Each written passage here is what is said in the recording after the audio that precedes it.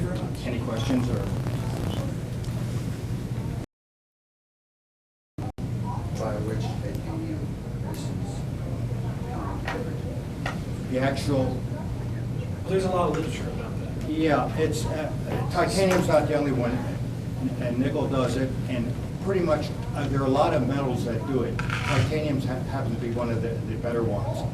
And we've done some plots of it where we've taken wires and heated it up and measured the temperature of the wire, and you could tell that once you get beyond a certain point, the wire takes more power, so it's generating atomic hydrogen. Do the same thing in helium, you don't get that effect. So there's a lot in the literature that describes that mechanism. Does it happen right away? When you get to that particular temperature, it happens right away. There's sometimes some chemistry involved where hydrogen can dissolve into the titanium. But if you're talking about very thin wires, it's very quick. Okay, we have to move on. There's a lot of literature on hydrogen dissociation. Let's That's my question. What sort of voltage were you applying? What was the peak voltage when you applied? Oh, all those. Potassium. Okay, and for that particular point, 20 volts was the peak voltage. It was the peak of the sine wave where I was Peak of the doing sine wave measurements. was 20 Right. volts. That's right. Then it went down. That's right. Okay, I'm going to next introduce Dhandapani. And now we have this new reaction in hydrogen. We have a way of monitoring it to determine the conditions. It's low pressure atomic hydrogen. We have to operate in a range and produce atomic hydrogen. That's why we work around 650. It doesn't work at lower temperatures, unless you use platinum or some other material that produce atomic hydrogen under those conditions. And we also have to have somewhere around a torr or less of vapor pressure of the catalyst. Somewhere between 100 millitorrs and a torr of catalyst, between 300 millitorrs and 2 torrs of hydrogen vapor pressure, and this reaction will occur. And you'll see light through the fiber optic cable, and you can see light by extreme ultraviolet spectroscopy. And now Dr. Dhandapani is going to tell us more about some chemicals that we make in these reactions. Okay. Thanks for the introduction, Randy. As Randy mentioned, in my presentation I'm going to discuss the synthesis of some of the novel hydrogen compounds and the characterization techniques involved in identifying these materials.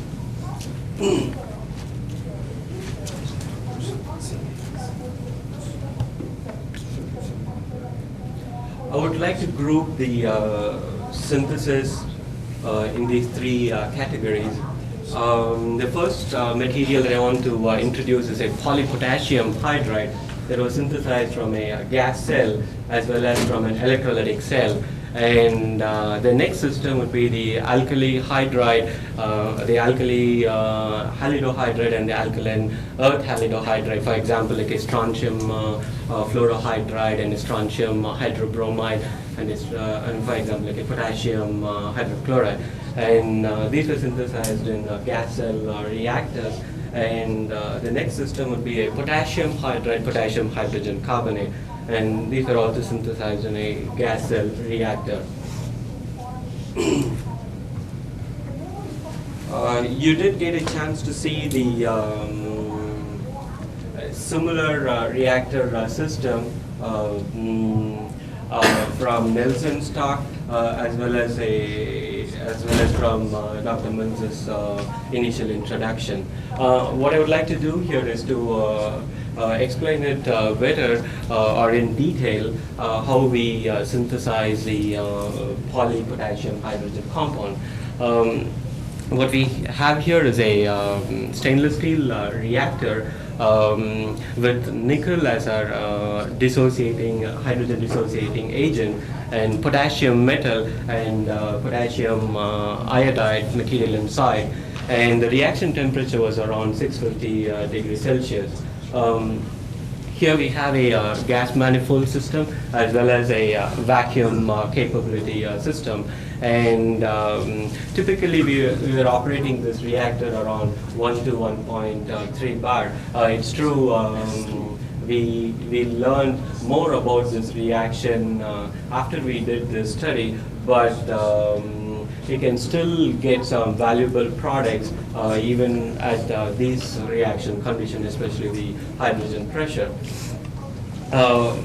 What we typically did was like evacuated the system to like nearly 25 or 50 milliliter, and then introduce hydrogen, and then seal the reactor and increase the temperature to 650, and then cool down, and of course try to maintain a pressure of 1 to 1.3 bar of the total pressure, and then cool down in a helium atmosphere, and then open the reactor in a very argon controlled environment, especially in the environmental chamber. The very interesting thing that we found from this reaction was a gray metallic film was deposited on the flange here, and do you have it here? Yes. And this film. You want me to kind of just sample that? Sure. I don't know if you can tell or not. This is it's very plastic. It's like saran wrap. And the interesting thing about it is it's absolutely very, very ferromagnetic. This is quite unusual behavior for ferromagnet to have plastic-like properties and be conductive. This is the potassium hydride. This is good. This is good shit. It doesn't get any better than this. This is the polypotassium hydride. I will, when I'm covering the characterization, I'll go into much detail about this material. It is very stable in water and air in any environments, and it has this rubbery plastic-like material. Yes? Is it thermal? You can tell the decomposition. We did try the decomposition. It was very stable. It didn't flame. I mean, there was no flame generated. We'll go up to 650 with it stable. What? Yeah, Air? No, this is under. in the vacuum. Vacuum. Yeah, we're looking to get hydrogen off. Wouldn't release hydrogen. It volatilize. No. No, it won't bother. You said it's stable in air at room temperature. This is Yes, stable. yeah. Well, let me finish this talk. Yeah, okay. Ask some questions. Ask some questions. Yeah. You do this with about an atmosphere of hydrogen in there? Yes. Try with deuterium? Pardon? Do it with deuterium or anything? No, just with hydrogen.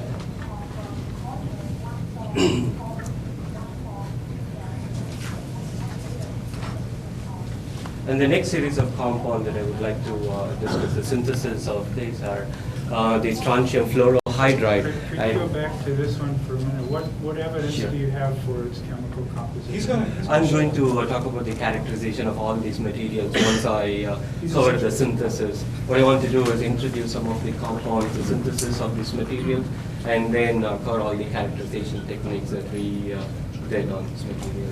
So bear with me for a couple of minutes. Okay. The next compound is a strontium fluorohydride. We synthesized in a similar stainless steel reactor, but in this case it was a much smaller, just 40 cc, instead of like a 3 liter, which Nelson and Mark did in the past.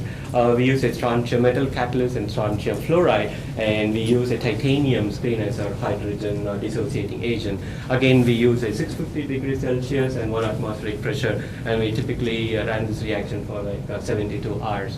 And what we obtained was a white powder, and we did detailed characterization on all these materials. On the catalyst, in this one and in the previous one, this says strontium metal catalyst, strontium fluoride. Did it have? No, the catalyst is strontium metal right now, but we wanted to make a new compound, so we introduced strontium fluoride along with And it. the So previous one had? was a potassium metal, and it had potassium iodide also in the system. So. And another compound is a potassium chlorohydride. we used a potassium metal and KCl in the system, and maybe Randy will show the material. We obtained like nice magenta colored Magenta crystal. colored? And it doesn't show up color-wise, it's true here. It's a magenta crystal. And in fact, we did, yes. But in your very first reaction, I know you, okay, you showed characterization, but you make KH, Yeah. and you still have some potassium iodide present, and yet those are the same materials you have present make KHI. Uh, Is that not correct? Potassium come iodide, again? potassium and hydrogen? No, repeat your question. How do you make KHI, KHI? and we further react that to form KH. Yeah, I've already KXHY. explained.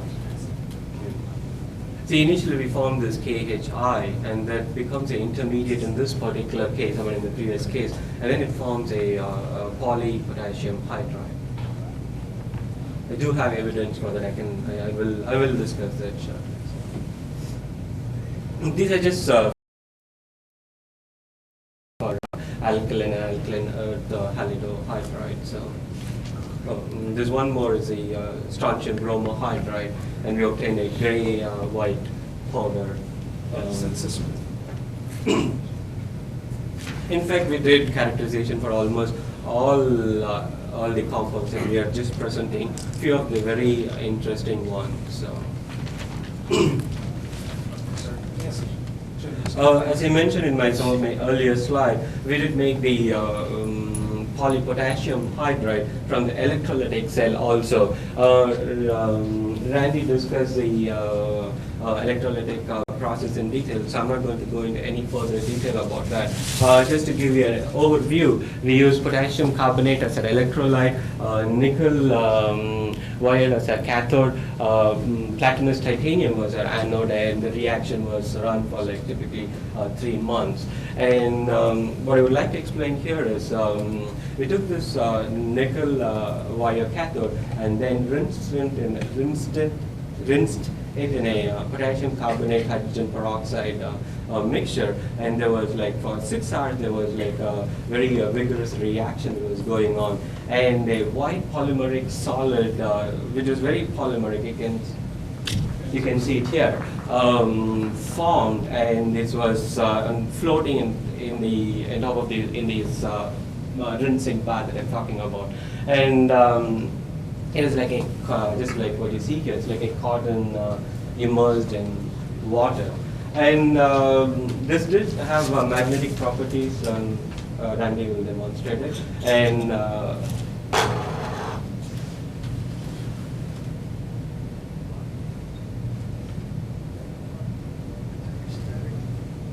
In water? What was this done? It's in water.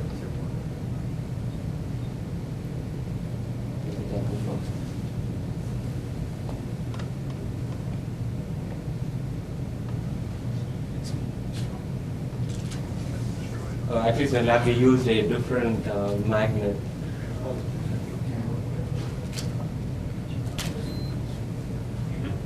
Yeah, you can see it. Which material is this in the solution? We're labeling this as a polypotassium hydride, which might be evident from the characterization, but the starting material is a potassium carbonate.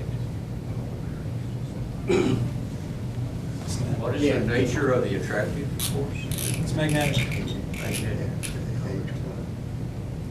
It is very polymeric in nature. But when we did our analysis, we would take a small quantity and dry it on a say silicon wafer, and then do our top sense analysis or the X-ray photoelectron spectroscopy analysis. What's the ratio of potassium to hydrogen? We haven't clearly quantified, but I do have a way of showing you approximate quantification from a top SIMS.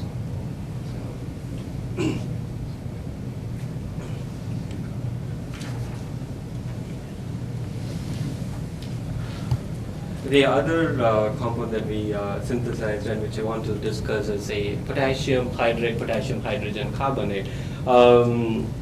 This is one of our earlier reactor systems where we were using quartz as a reactor. Typically, what I'm showing you here is a quartz reactor with a catalyst pot. Basically, we take the potassium carbonate in this case, or in the catalyst pot, and then we have a nickel screen as our dissociating hydrogen dissociating agent, and this area as well as the catalyst pot area is heated by external heating sources. Like a melon heater or any ceramic furnaces. And we typically run this reaction around 800 to 850 Celsius, around 2 tar of hydrogen, and we, after around 100 hours or something, we obtain white powdery material condensing on the cap as well as just below this flange. Again, almost all our material, in fact, more than 99% of the material, we handle it very carefully. We put together the system in a argon environment, in a huge environmental chamber, and then with suitable isolation valves, we introduce the cell to our gas manifold, and then once we are done with the reaction, we isolate the system again and then take it inside the environmental chamber and then collect our samples, and then as much as possible we try to analyze these in some nice environment so that we do not have atmospheric contamination which might give us erroneous results. So this is what I'm trying to tell you is we try to do it as careful as possible.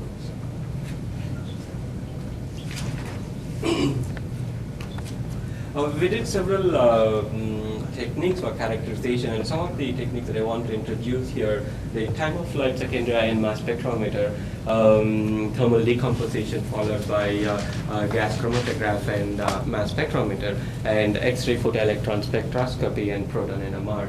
I'm going to discuss the topsins and the thermal decomposition, and Dr. He would discuss the XPS and the proton NMR in detail.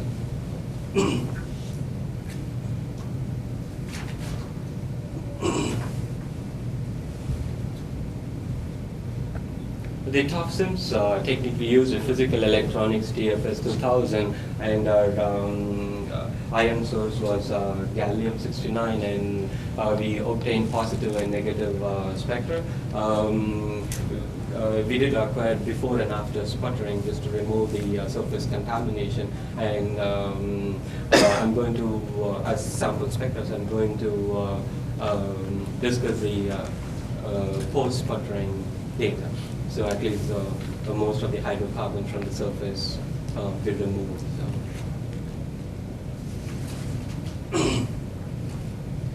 Coming to our first system, that's the polypotassium hydride, the magnetic sample, the plastic-like material which Randy demonstrated. What you see here is a mass-to-charge ratios with the counts of this compound. This is a positive spectrum, and so you can see the, maybe I can show you from here. The spectrum is dominated by potassium ion. It's like, you can see almost like 1 million counts or something. And there's very small contribution, say like a potassium hydroxide or a potassium carbonate. It's just predominantly potassium ion. Remember, the control for this will be a potassium iodide, because our starting material was a potassium iodide. The potassium iodide has typical cluster formations like K times Ki in the positive spectrum, and you do not see any of those clusters in this case, or even if it's there, it is like extremely small quantity. You do see some hydrocarbons, and there is a very small quantity of, say, iron and silver and chromium in the sample, very even badly detectable after you literally blow up this region to see those peaks. Typically with like iron, you can see a huge count, but here you don't see any of those. So what you see here is predominantly potassium ions, and you do not have any Ki contributions. And what I just showed you is a positive spectrum, and if you see the negative spectrum of this sample, it is dominated by hydride ions. Like it's like very huge compared to hydrocarbons and water contribution. It's literally huge. And a typical Ki control, the potassium iodide control, has extremely small quantity of hydride. In fact, it's probably just much lower than the hydrocarbon and the water contribution. So you can see that it is predominantly a hydride.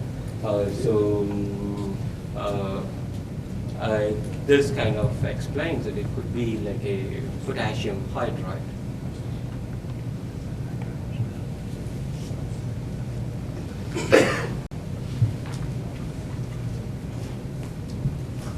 What do the spectrum of potassium hydride itself? I have the negative spectrum for you, but I'm sure it's in the paper.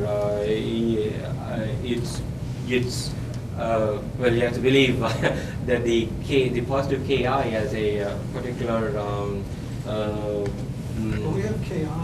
I didn't bring a printout of the positive Ki, but it is definitely in the paper that Randy wrote down now. You want to have the positive Ki? You'll have a K times Ki. All right. Is this, are you proposing this to be potassium hydroxide? Yes, because Okay, now for I- one thing, it's in water. This particular one, this is a variant of that. The other thing is, if you're looking for KH negative spectrum, we haven't run it yet, and it's not in the literature because KH See, KH burns like, and it's very, very violently reactive to handle. Yeah. And no one puts that in your top. So this, six. if you dump this in water, it doesn't do Yeah, see, like this Well, was this very was in stable water. in water, right? Okay, It's right. stable. So. And it doesn't decompose at 650 degrees centigrade. It's Has this very- particular sample been treated, or been exposed to air? It's in Yeah, air it now. was. Not under. It's in air now. And it was in water. It's been suspended in water and cleaned. What Vala is saying is it's all potassium except part per millions of trace contaminants from the reactor, whatever vapors, like a little bit of molybdenum, there's part per million, maybe iron in an oxide state, chromium in an oxide state, a little bit of silver from the silver gasket, parts per million, but it's almost all potassium and hydrogen. No nickel? No nickel There's no nickel. detectable at all. And we sputtered it 1 minute, 2 minutes, 3 minutes, 4 minutes, 5 minutes, all the way to Load 10 minutes. We looked at 20 different spots, and we had Evans analyze it pre and post sputter, positive, negative, got the same result. It's Definitely potassium predominantly hydride. potassium.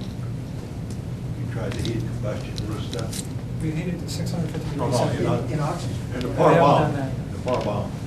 Uh, Did the heat combustion? No, like we didn't That's try what those you- things. I mean, those are some of the things that we might try.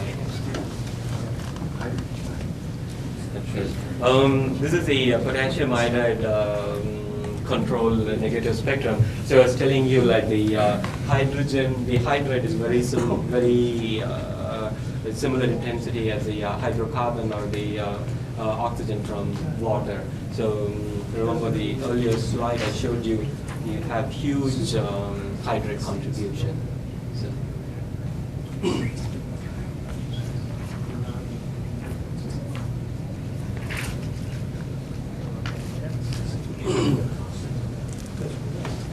So coming to this polypotassium hydride that we synthesized from the electrolytic cell, and this is this sample.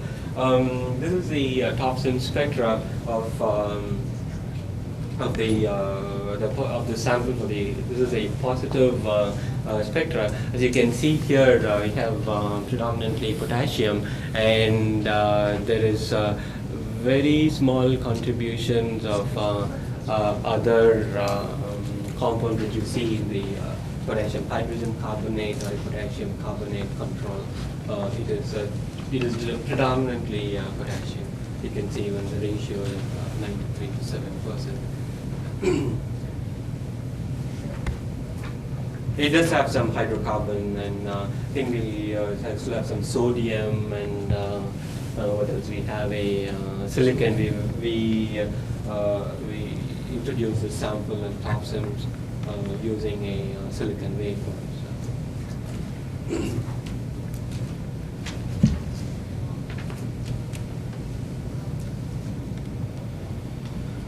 And then negative spectrum is dominated by a hydride. As you can see, the carbon and the hydrocarbons, and I mean, it's much higher than the hydrocarbons and the water contributions. So what is the ratio of potassium to hydrogen in this particular sample? You won't know until you do neutron interaction. We haven't done the analysis yet. We would really like to do that. And the next sample that I want to introduce is a strontium fluorohydride. This is a top sims, a positive spectrum of the sample, and the system is dominated by strontium ions, and there's a protonated strontium, and small contamination of potassium. And you do see some hydrocarbons and titanium here. And I mean, you also see like a strontium fluoride and combinations of strontium fluoride. I'll give you the reasoning why we call it a strontium fluorohydride from the negative spectrum. Have you got a conventional chemical analysis on, let's say, the polypotassium hydride? When you send it out to... And what we're going to do is we're going to present, we can't give you all the details on all these compounds. What we're going to do is show you that we've made new novel compounds. And we'll present the data we're going to present here, and then anything else we'll do under confidentiality or present at a later date. And this is a negative spectrum of the strontium fluorohydride. So you can see here the hydride, the hydride ion is almost equivalent to the fluoride. The relative sensitivity factors of fluoride, iodide, chloride, and bromide are very similar, and the novel hydride also should follow the similar pattern. And so it is reasonable to accept that this sample is a fluorohydride, that you have semi-quantitatively similar hydrogen content as a fluoride. It could be a mix of strontium hydride. Yes, that will be evident from Jillian will talk about the XPS analysis, that we can get more quantification, more. This is more qualitative. At least it suggests it's a fluorohydride. The XPS analysis will indicate more details about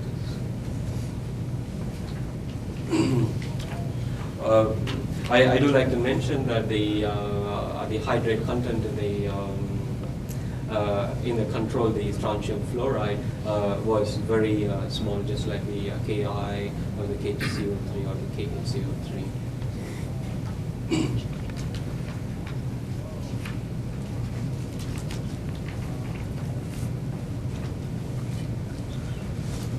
And another system would be this potassium hydride, potassium hydrogen carbonate. Here I would like to compare the control, the KHCO3, along with the sample. This again analysis from the top sims data, and comparing the control and the sample for the positive ion spectrum. The spectrum was dominated by potassium ion, both in the control as well as the sample. But in the control, there was at least two series of compounds, typically the potassium with the potassium carbonate and potassium hydroxide with the potassium carbonate. But in our sample, it was replaced by a potassium with a potassium hydrogen carbonate. This is what we call a 140 series, the KHCO3.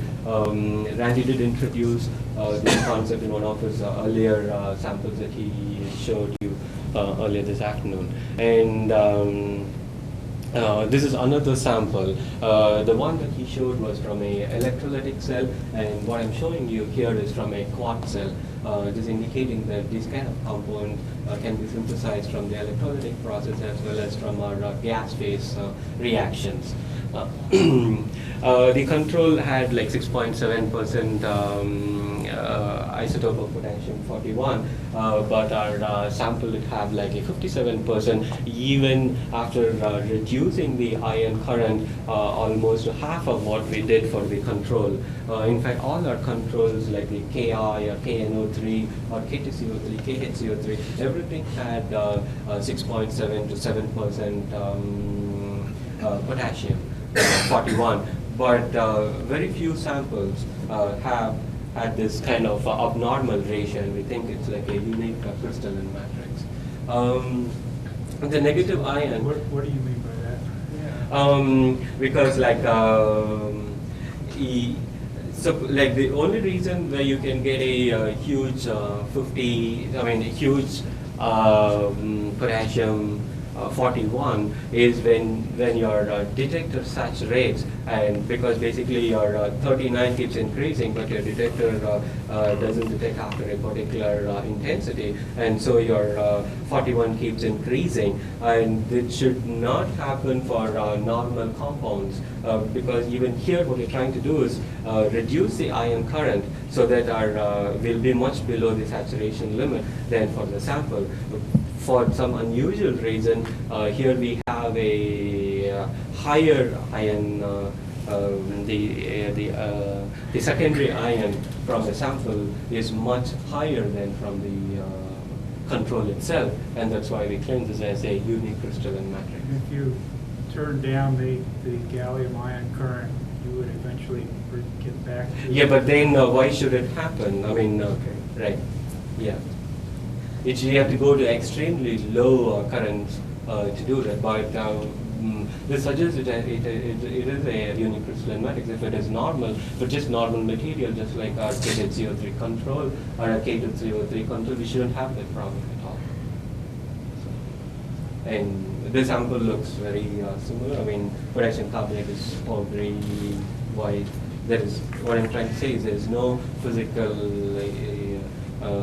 difference between our, say, all our controls. It's all very similar material, but there is something unusual with this matrix, and we have this huge secondary ions being Does generated. that happen just at the potassium ion?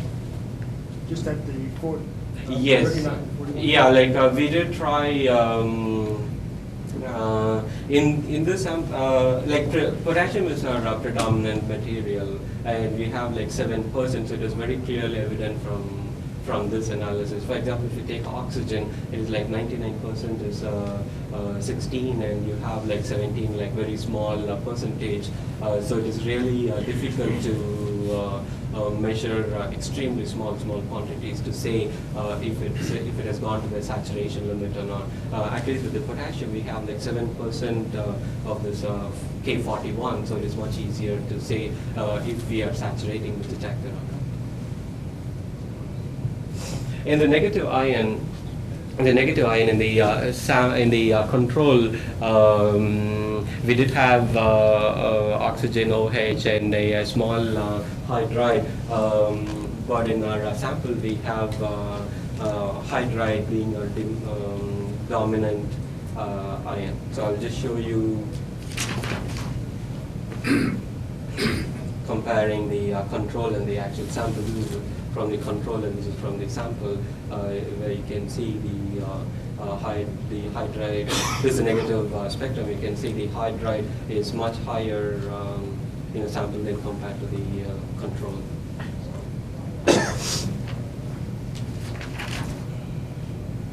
The control is potassium carbonate.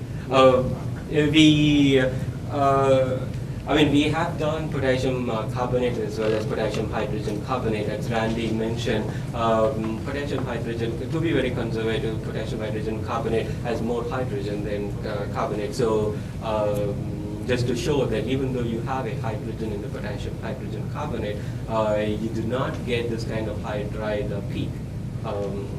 in the control itself. Next, coming to the thermal decomposition.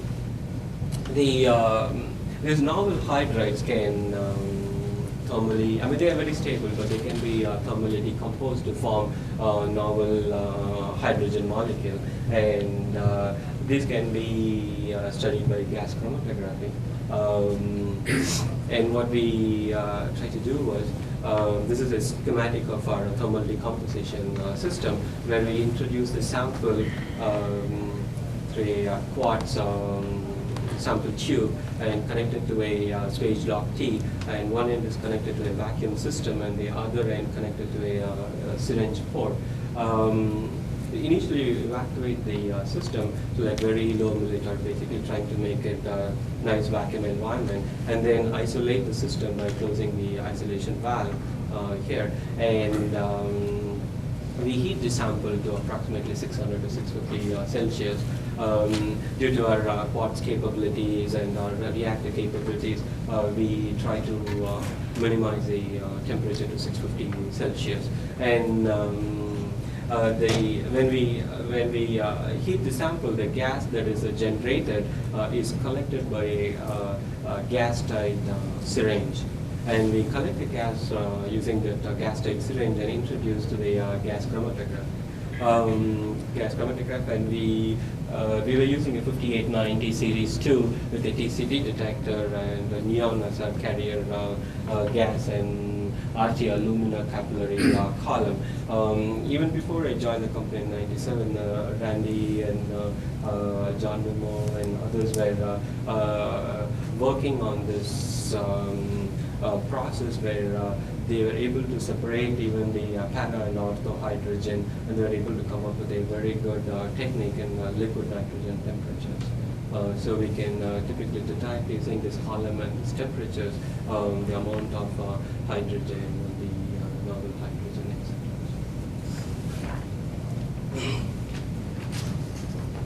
The retention time of the novel hydrogen and and the normal hydrogen need not be very different. It might be very difficult to distinguish the two. This chromatogram shows a typical chromatogram of the gas that we analyzed after heating the sample. I think it's one of the fluoride samples.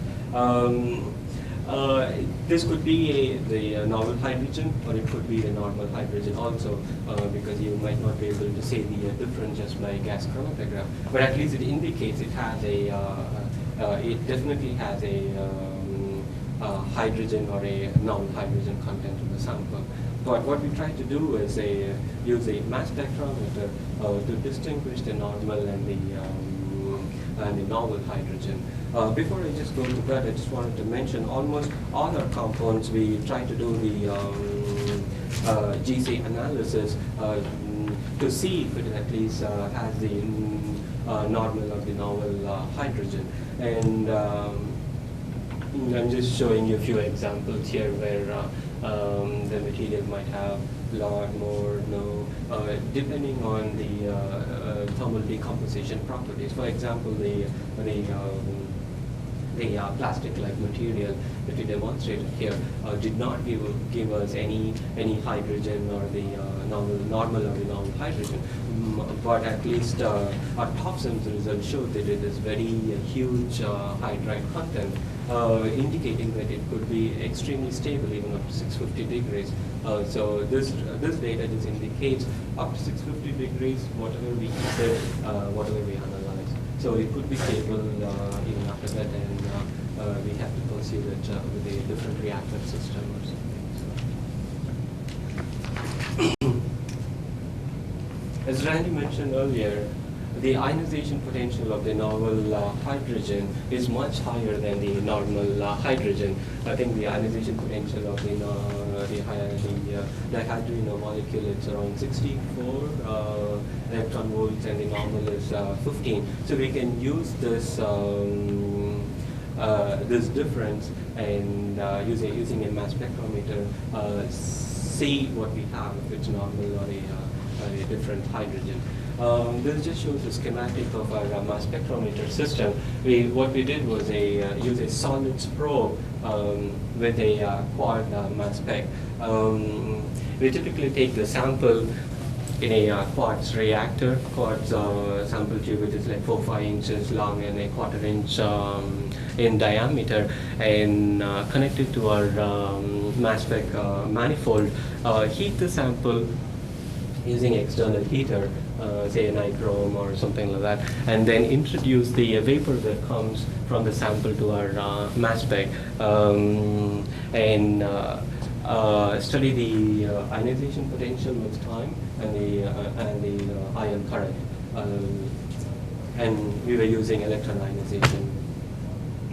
And from time to time, we did introduce our normal UHP hydrogen from cylinders and try to maintain a similar total pressure that what you would get from a sample, and see how the ionization potential changes, how the ionization potential influences the ion current with time also. And Randy might have been very fast when he showed the, just because it prepared this, I wanted to show this thing again. This gives the ion current with time, and for a normal hydrogen, again, from changing the ionization potential from 30 eV to 70, you can see a difference of by a factor of 2. But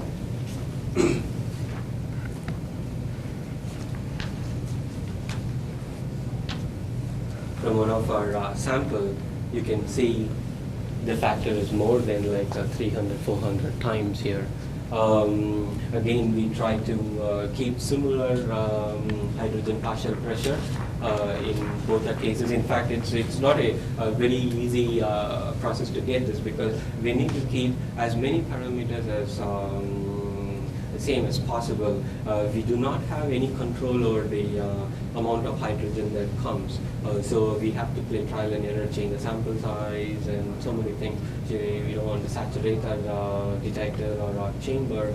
But we try to do the study to see the difference between the normal hydrogen and the hydrogen that's released from our compounds.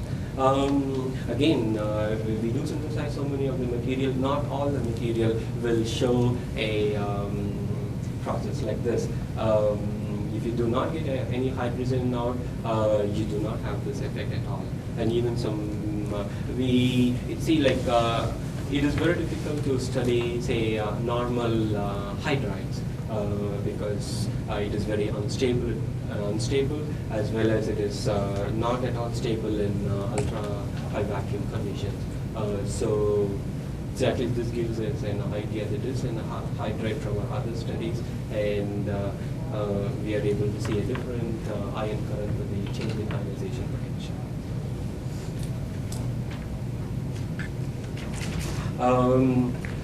Jillian is going to talk about the XPS and the proton NMR in detail, but I just want to show you a couple of examples of what we did with our XPS analysis.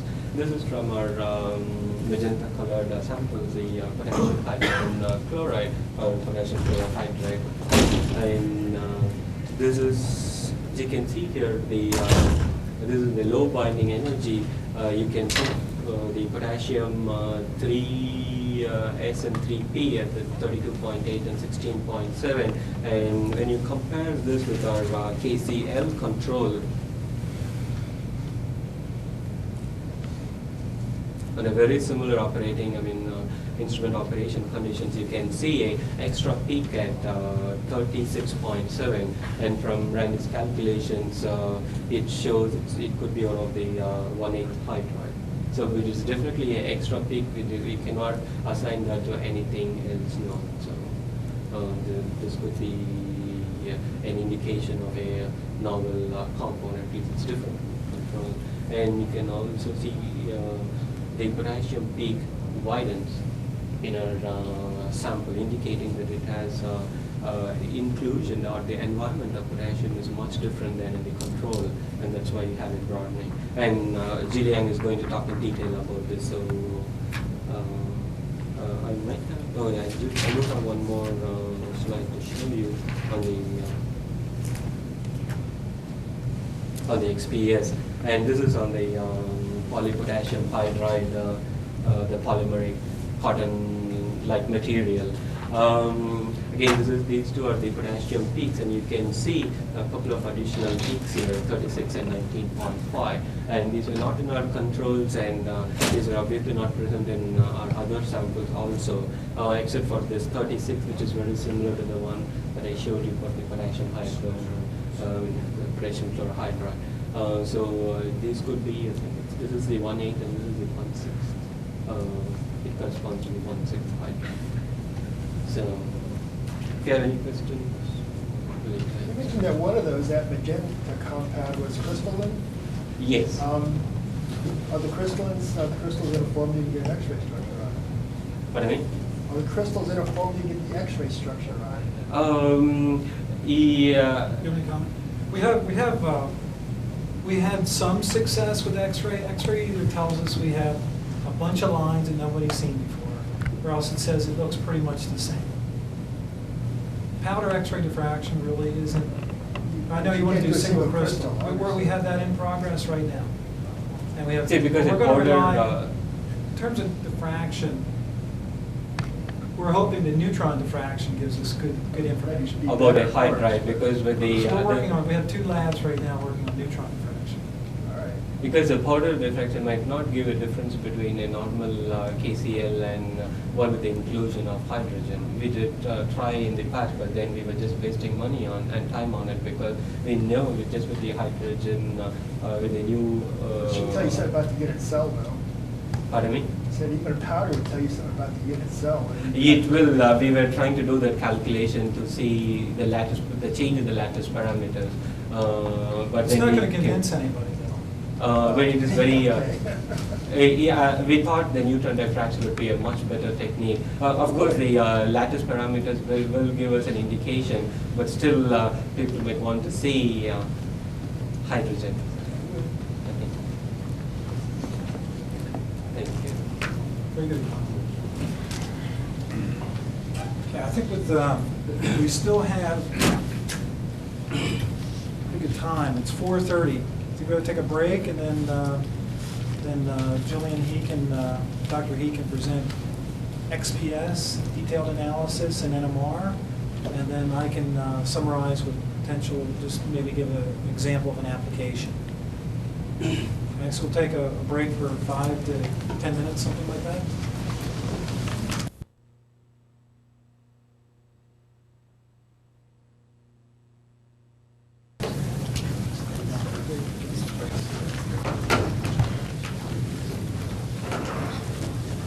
Okay, before getting detailed analysis of compounds, I'd like first to briefly introduce the analytical scope of XPS, X-ray photoelectron spectroscopy. We use X-ray photoelectron spectroscopy mainly for elemental analysis in terms of qualitative and quantitative analysis. At the same time, XPS also provide very useful information for structural information, such as oxidation state of the metal or the halogen element. In principle, for XPS, in XPS, the photon excite the electrons, which is on the element, and from the core level or valence band into the vacuum levels. Therefore, based on the binding energies, we'll be able to distinguish different elements. And when the element is bound to different second elements, the second element will influence the electrons. Therefore, also based on the this will shift the binding energy. From the data, we are able to distinguish whether it's new species formed or new oxidation state we obtained. So for our study, we in our company, we have the XPS spectrometer, which is proto-Accession 800 spectrometer. In the study, we use aluminum K-alpha line as an X-ray source. And for calibration, we use gold 4F as a calibration. Just for remind you, the sample preparations we will be simply described into this format. So we use alkali or alkaline earth metal react with hydrogen under the dissociation condition and catalyst to form metal halide hydride. So here is the potassium 2p spectrum calcium 2p spectrum for calcium bromide and calcium bromohydride. It is clear that in calcium bromides, there is only one set for calcium spin orbit splitting. But in the calcium bromohydride, which later on I will say it's a kind of mixture we obtained it from the process through the curve fitting. From the spectrum we see the line is very broad, therefore we have to conduct curve fittings through the convolution. We are able to distinguish the calcium bromide and calcium bromohydride. So this is mainly based on the binding energy and also the line width at half maximum. So for strontium bromohydride, we also compare with the strontium bromide, the starting materials. Then we can see the strontium 3D in the strontium bromohydride is very different from strontium bromide starting materials. So this is simply based on the shift of binding energy and the line width. One question maybe arises the broadening, but for strontium bromides, in this case, it's very obvious. But other case, the line width you may contribute to the artifact such as charge effect, which will broaden line. However, we look at the halogen 2p, which exists in the same samples.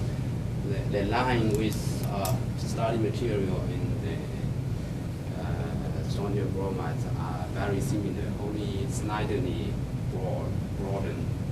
So from this, we can say the formation of new hydride, which the hydrogen is mainly bound into metal center, not the halogen compounds.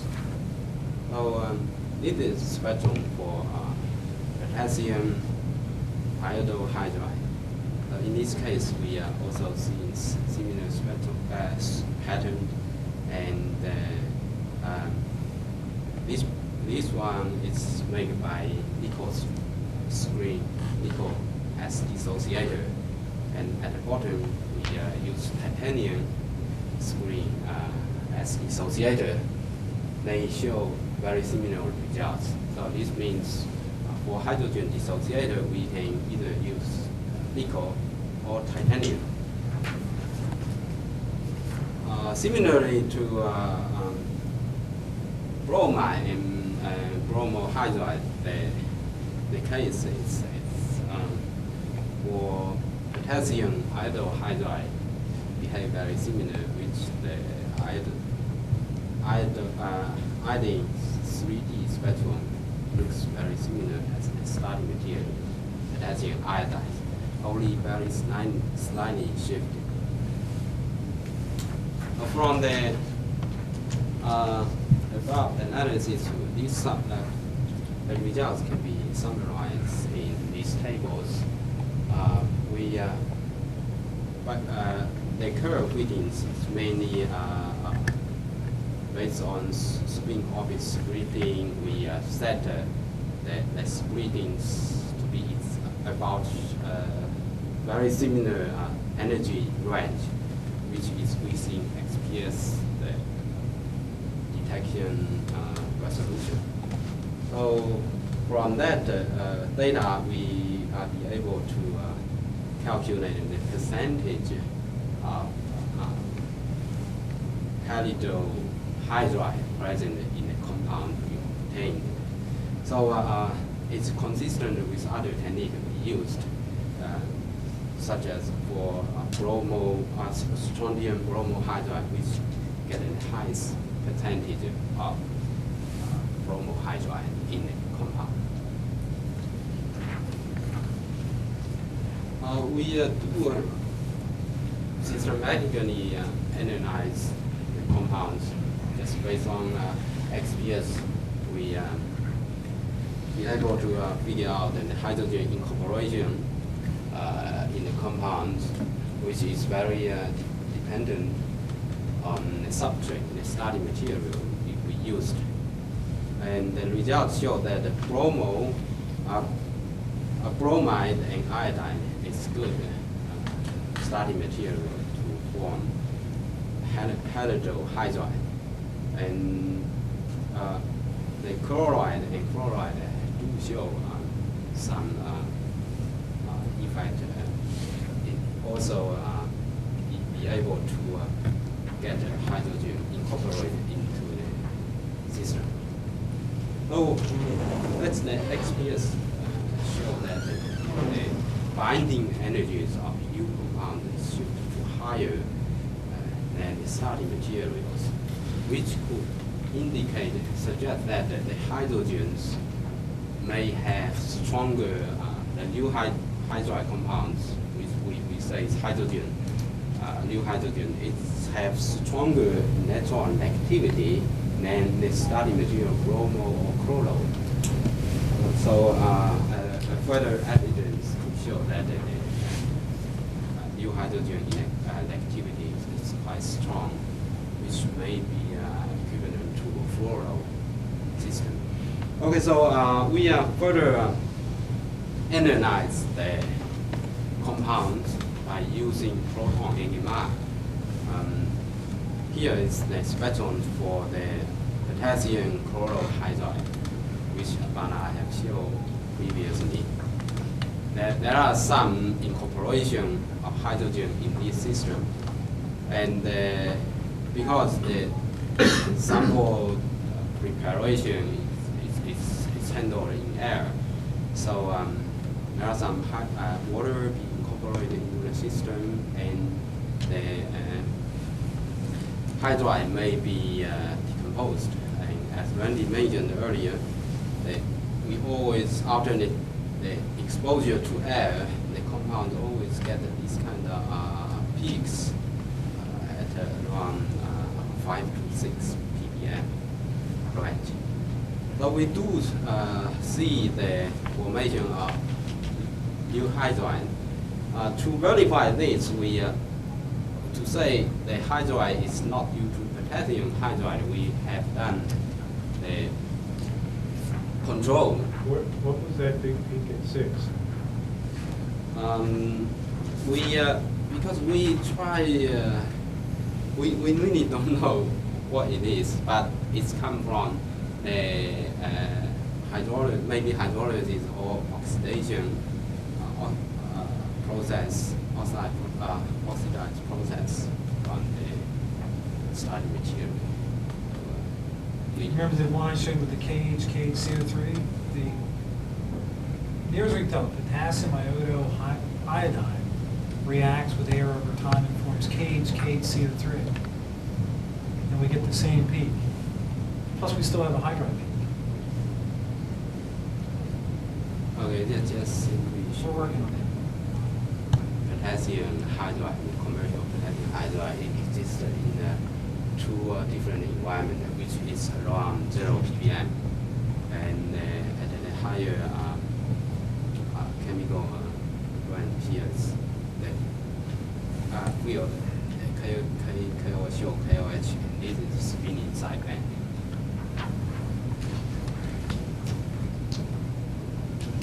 Another study is for proton NMRs. We try to use static proton NMR for strontium bromohydride. So the most significant thing in this system is that get a very broad line width in the spectrum.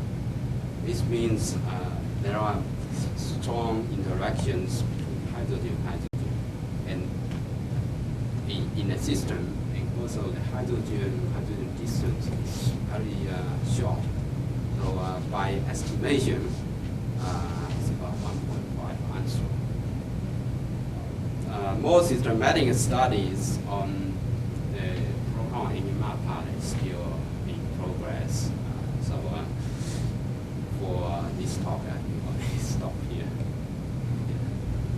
A very broad peak like that could also just be that it's an amorphous compound with lots of different shifts, or it could be an influence of a quadrupolar paramagnetic effect broadening it. It's not necessary that it's a dipole-dipole interaction that's causing that. That's true. We have to respect. But we still continue on this part of the study. Yeah, for this time, we do need to know the effect of that. We do get those very broad peaks for all of our new hydride compounds. In other There's no system, non-magnetic species in system, it. we also get that. Because we would detect it at the top sims down in the parts per billion.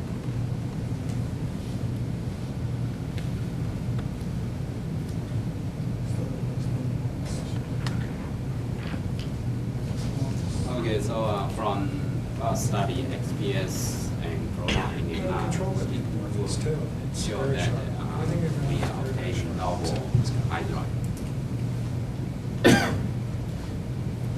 Okay, very good. There was a question about the sharpness. Let's see.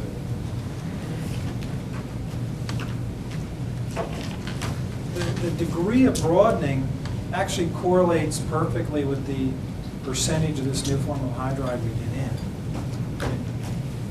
They become much broader, and I'm telling you, it's a characteristic. It's not something we just see from time to time. All these peaks, even when at 4 kilohertz NMR, if you look at the KHI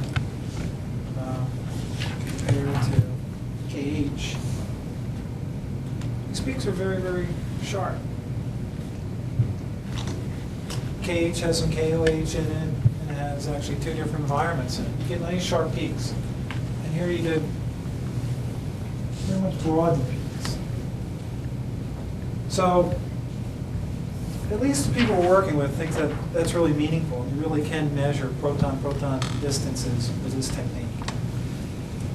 Can you incorporate deuterium instead of hydrogen? We can do that. And that would be far more definitive. Okay, that's our next step then. All right, the last thing I'm going to do is because we're running very short on time here, I'm just going to give you an application to take home to think about. Because what we've shown here is a couple different things.